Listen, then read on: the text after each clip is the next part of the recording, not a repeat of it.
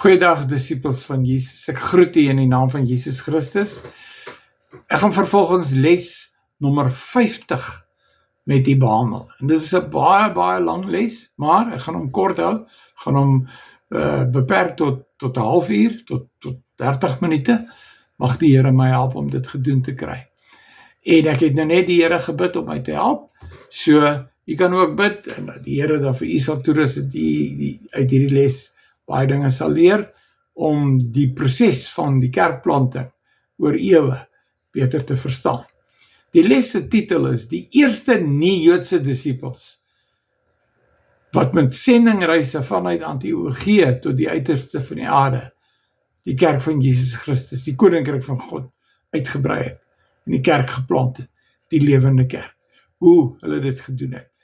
En dit begin eintlik maar by Handelinge 9.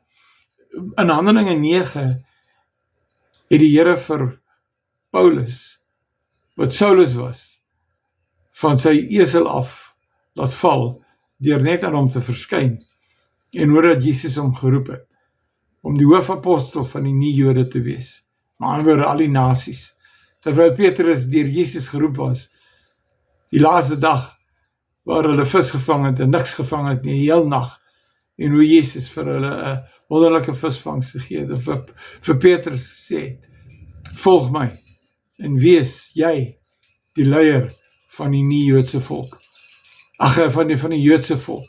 So Petrus, is deur die Here daar gekies, by die see van Galilea, by die meer van Genesaret.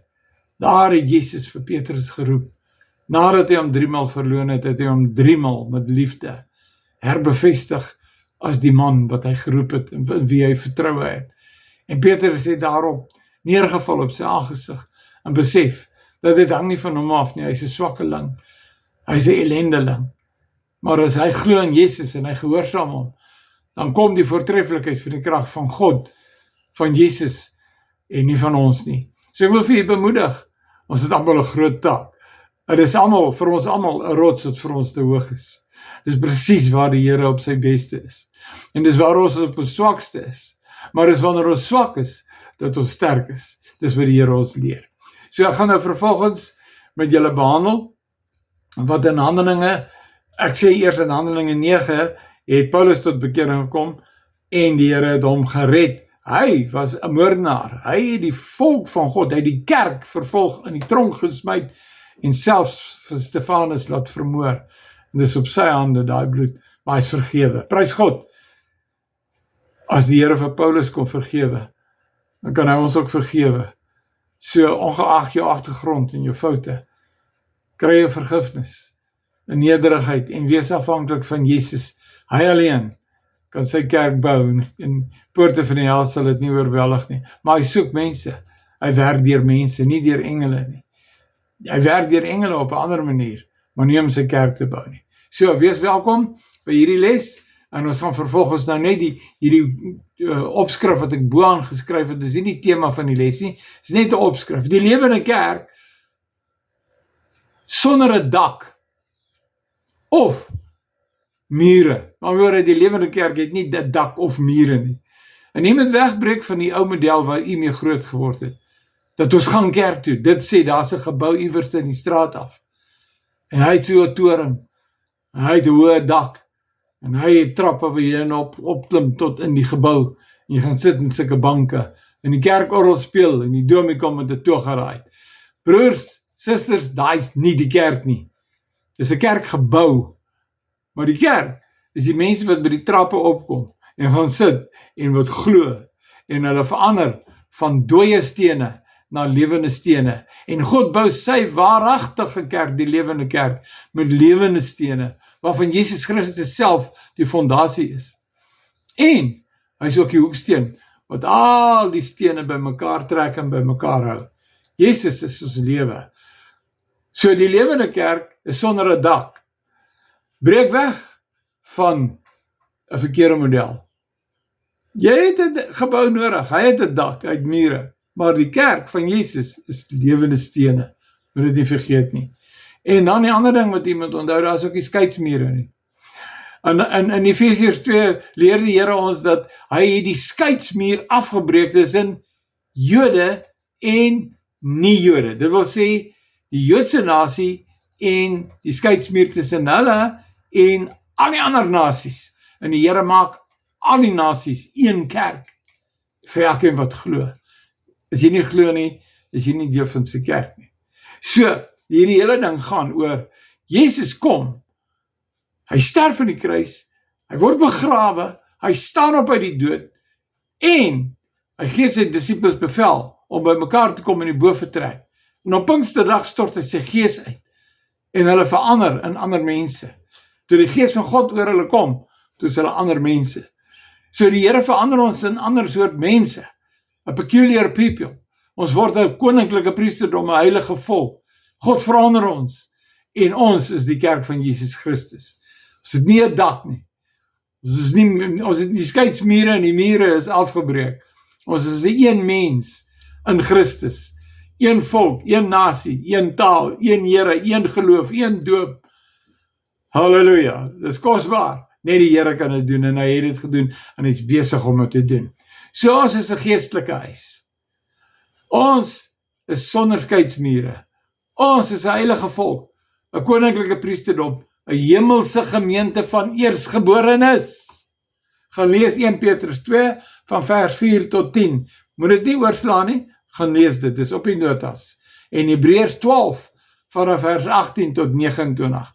Dis vreesaanjaende skrifte, dis aangrypend, dis die krag van God, dis Jesus Christus se salwing wat sy kerk bou, dis die salwing, dis die Christus, die gesalfde van die Vader, wat sy kerk bou, en hy is die hoof van sy kerk, en ons is ook sy gesalfdes, en ons het sy krag in ons, en tot ons beskikking.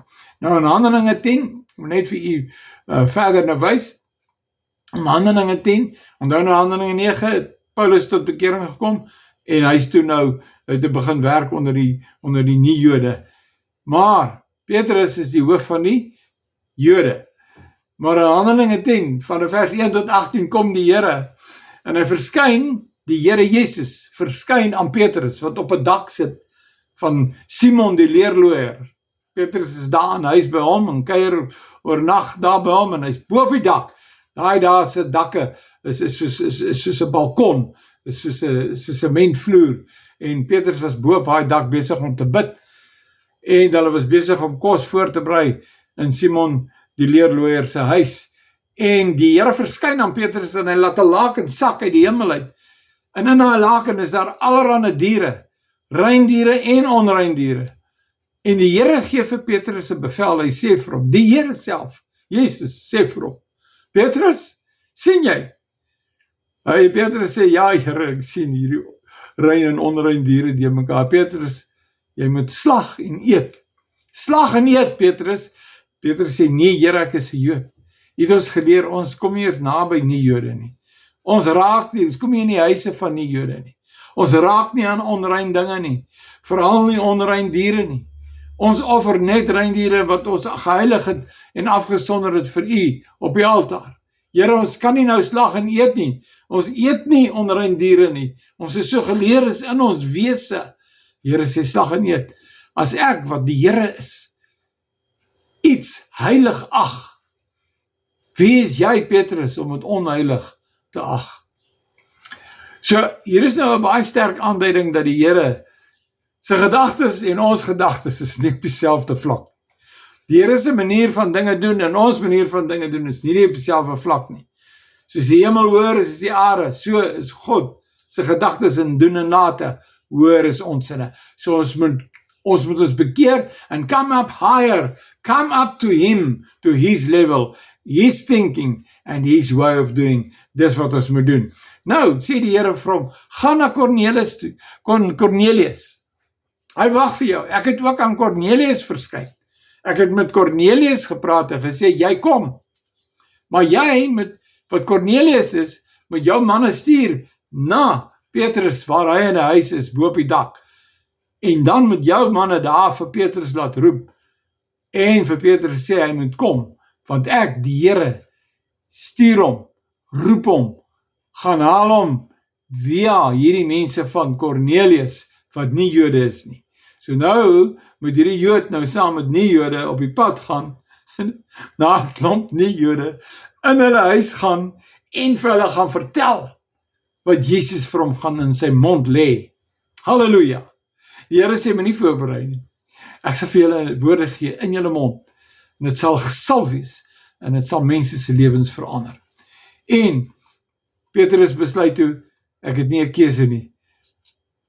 Die vrees van die Here is oor my. Ek gaan die Here gehoorsaam. Gehoorsaamheid is beter as offers. En ek gaan doen wat die Here vir my sê. Nou in Handelinge 10, vanaf vers 19 tot 33, is Petrus juis besig om te bid en te wat ek al, en die Here gee vir hom hierdie gesig. En die Gees sê vir hom, daar's 3 manne daar buite wat jou soek. Klim af van die dak af en gaan kyk. En dis Kornelius se 3 manne, hulle het jou kom haal. En daar kan jy gaan lees in Handelinge 10 vanaf vers 19 tot 33. En hy sê daarso, hulle sal jou kom haal, en hulle sal vir jou vertel wat wil hulle weet, en ek sal vir jou gebruik om met hulle te praat. En Petrus kom toe, en hy gaan saam met die man, hy kom daar by hulle, en hy sê vir Cornelius, en al die nie-Jode wat daar by mekaar is, en dis in elk geval vir Petrus groot skok, om nou in 'n nie-Joodse huis, in 'n nie-Joodse vergadering te wees, en Petrus het ook Jode saam met hom gebring, dat hulle ook getuies kan wees van wat die Here doen. So dis Petrus plus 'n paar manne saam met hom, paar Jode, en nou is hulle in die huis van nie-Jode, en die Here het 'n laken laat sak en gesê, as ek iets heilig ag, wie is julle om dit onheilig te ag? En nou is hierdie manne in vrees en bewing, want die Here het gepraat, halleluja, die koning van die konings het gepraat, en hier is hulle, en Petrus sê vir Cornelius, wat is dit wat u van my wil hê? Hoekom het u my kom haal, en hoekom is ek hierso? En hulle begin, maar Petrus sê eers ook vir hulle, julle weet, dat het ongeoorloof is vir Joodse man, om met iemand van 'n ander volk omgang te hê, of hom te besoek, maar God het my getoon, dat ek geen mens onheilig of onrein mag noem nie. Nou, broers en susters, daar is vir ons 'n groot les. Ons hou nie van ander nasies, volke, tale en kulture nie. Want dis nie ons kultuur nie, dis nie ons mense nie, dis nie hoe ons dinge doen nie. Broers, die Here het die skeidsmure afgebreek. Halleluja, daar is nie skeidsmure nie. Die kerk het nie skeidingsmure nie. Hy het nie eers 'n buitemuur nie. Hy het ook nie 'n dak nie. Die kerk bestaan uit lewende stene, en daai lewende stene bestaan uit elke nasie, volk en taal, elke stam. Halleluja. En ons moet vrede maak daarmee, en ons moet by die Here inval. En dan gaan ons dit omhels wat die Here sê, en hom gehoorsaam, en dit te glo, hoe vinniger verander ons, hoe meer bruikbaar word ons in sy hande. Petrus sê toe, daarom, toe ek gehaal is, het ek dadelik gekom en nie teëgespreek nie.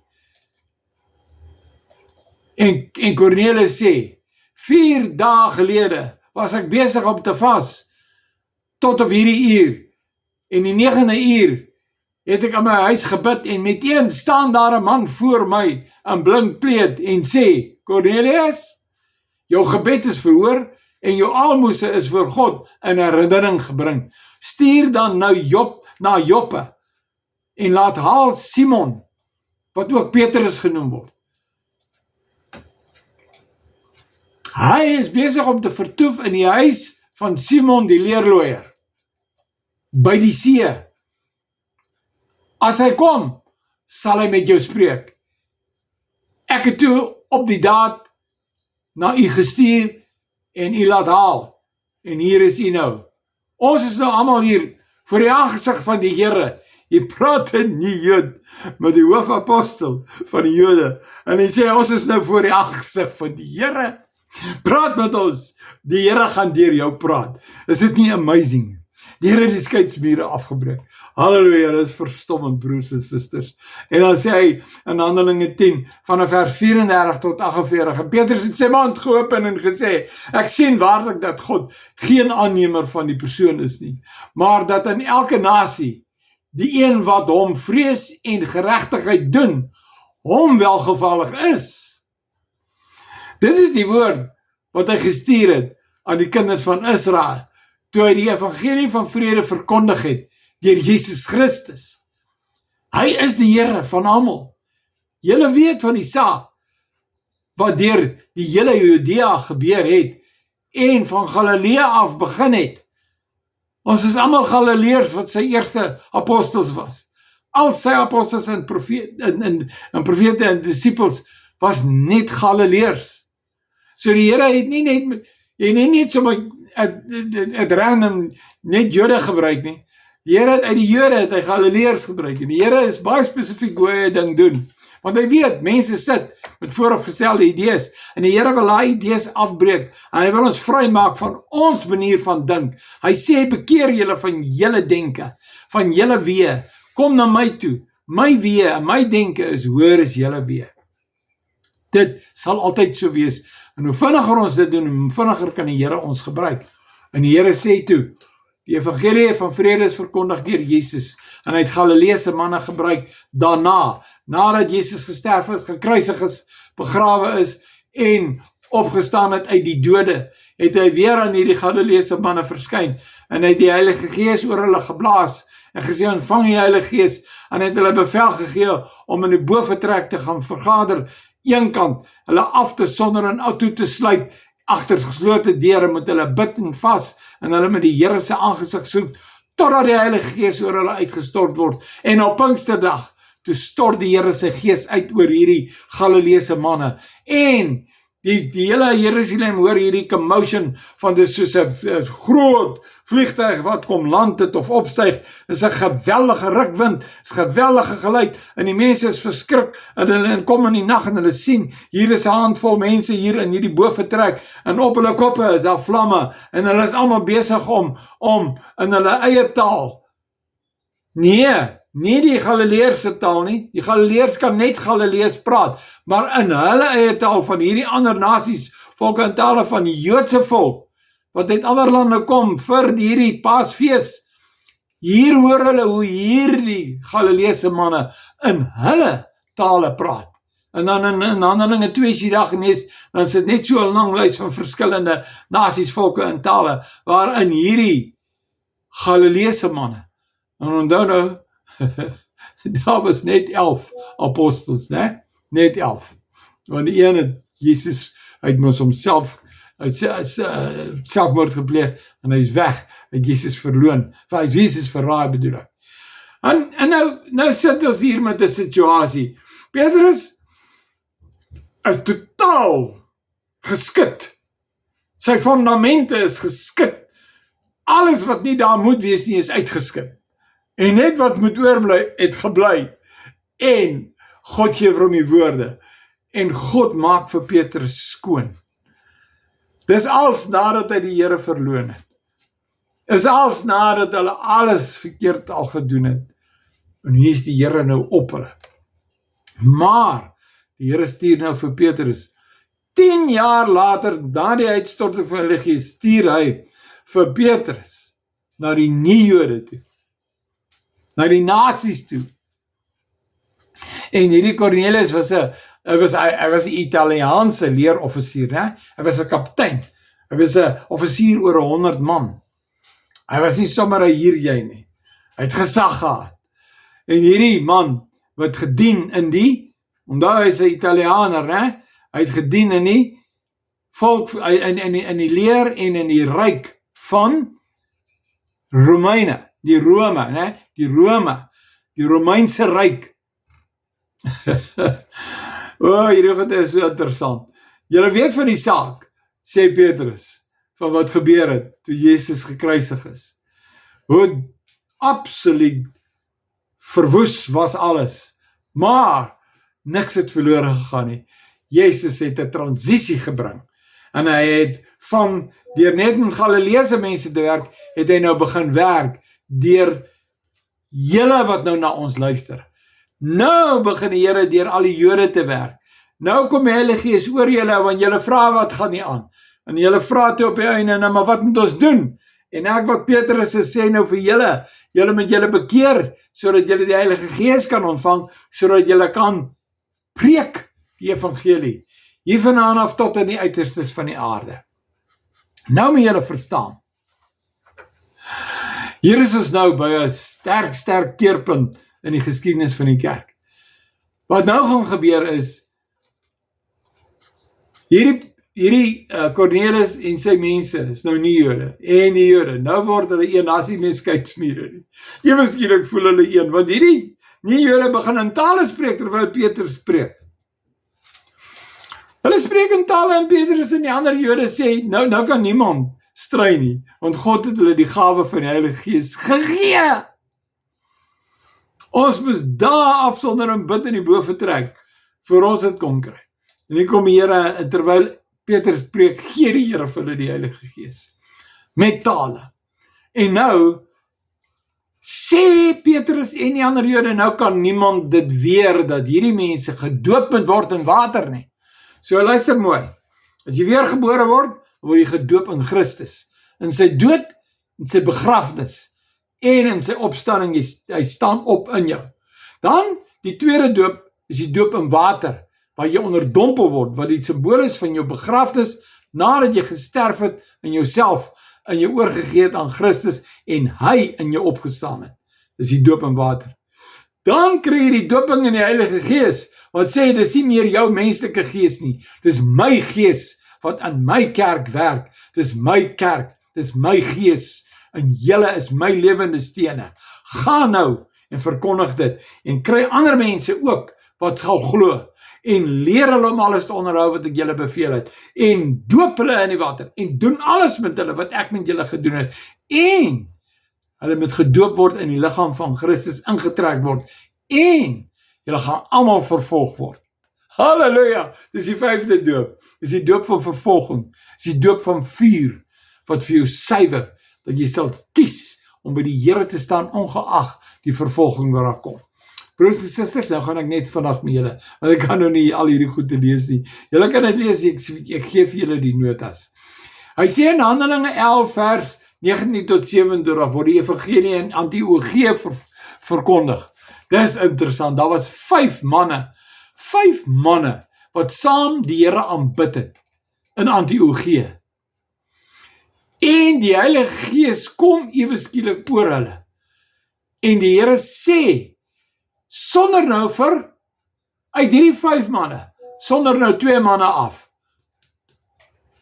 Paulus en Barnabas, sonder daai 2 manne af, vir die dienswerk waarvoor ek hulle geroep het, en stuur hulle op die eerste sendingreis.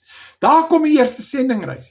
Hoe die Here dit gedoen? Het hy in Jerusalem dit gedoen? Het hy met die apostels gewerk? Nee, nie een van hierdie 5 manne was van die apostels van Jesus nie. Nie een nie. En raai wat?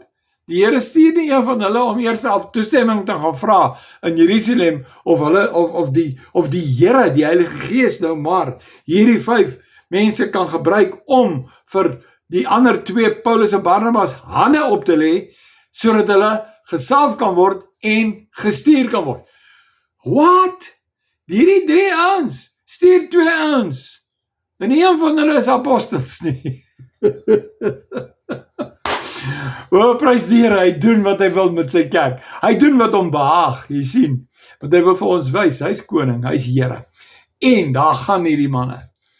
En hulle is vervul met die Heilige Gees, en daar gaan hulle, en nou kan julle gaan lees in Handelinge 11, en verder aan Handelinge 12, Handelinge 13, die eerste sendingreis is daar beskryf in Handelinge 13 van vers 1 tot 4, Barnabas en Paulus word deur die gemeente van Antiochië na die heidene gestuur, hulle prediking is op Cyprus, Elimas, die towenaar, is als dinge wat toe daar gebeur het, die Elimas, die towenaar, wat ook die Heilige Gees wil hê, en hy wou hulle omkoop met geld, om die Heilige Gees te kry.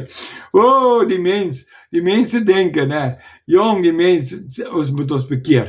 Ons moet nie, so vinnig as moontlik, net voor die Here neerval, en sê, Here, maak my leeg van myself, vul my met U moet meer word, en ons moet minder word. Handelinge 14, staan daar, die evangelie word verkondig in Iconium, Lystra, Derbe, en dan ook die seën en die vervolging, die terugkeer na Antiochië. So die Here vat hulle, en hulle gaan verkondig in ander plekke, en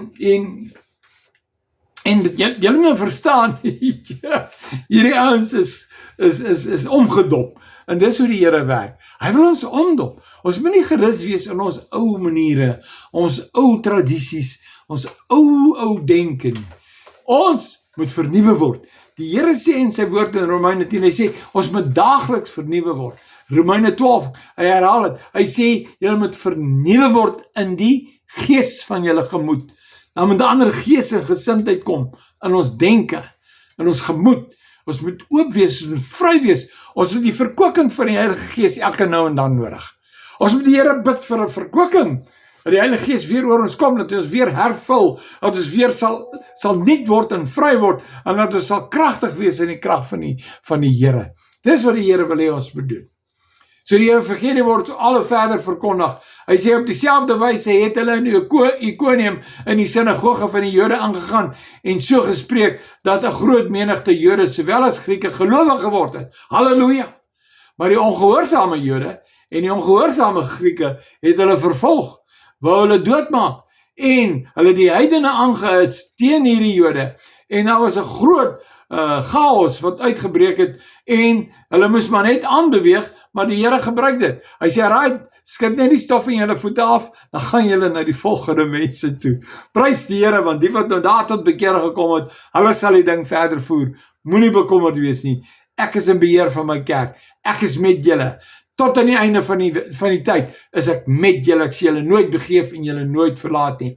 En hulle het geluister, terwyl Paulus spreek, en Paulus het oop op hierdie man gehou, en die woord sê so, toe hy sien dat hy geloof het, het hy gesond geword, en met 'n groot stem gesê, staan reg op jou voete, en hy het opgespring en begin rondloop. Yes, dis 'n kragtige wonderwerk. Kyk, dink net hoe skudde die heidene, dink net hoe skudde die gelowiges. Prys die Here. Wie is in beheer?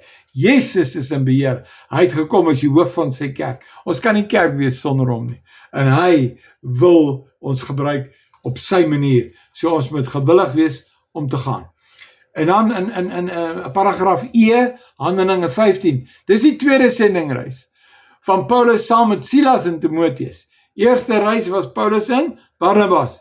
Tweede sendingreis Paulus saam met Silas en Timoteus. Nou ons weet wat sy rol het Silas gespeel, hoe Silas saam met Paulus in die tronk was, hoe hulle lofliedere gesing het, hoe die Here aardbewings gestuur het, hoe die Here die hele spul geskit het, die fundamente van die tronke, die tralie slotte en goede gebreek het en mense laat vryheid kom het, en hoe dat die tronkbewaarder selfmoord wou pleeg, en hoe Petrus vir hom sê, nee man, stop, Moenie nou dwaase dinge doen nie. Die Here wil jou gebruik, die Here wil jou en jou huis red. En hoe die redding van die Here gekom het in daai ou se huis. Prys die Here. En dan in Handelinge 15 vers 40, Paulus het Silas gekies om saam met hom af te reis, nadat hy deur die broeders aan die genade van God opgedra was. Ons moet met mekaar hande oplê, salf met olie, ons moet mekaar stuur, ons moet mekaar aanmoedig, by mekaar staan. Dit is 'n groot taak, broers, en die Here wil onorthodox werk. Die Here wil werk in die vryheid van sy gees, en hy is die hoof van sy gemeente, en hy besluit wie doen wat, en ons moet net gehoorsaam wees. En hulle het in Sirië en Sicilië deurgegaan en die gemeentes daar versterk. Handelinge 16 vers 1 tot 36. Paulus het in Derbe en Lystra aangekom en daar was 'n disipel met die naam van Timoteus, die seun van 'n gelowige Joodse vrou, maar 'n Griekse vader. Hy het 'n Griekse vader gehad en hy het 'n goeie getuienis gehad van die broeders in Lystra en Iconium.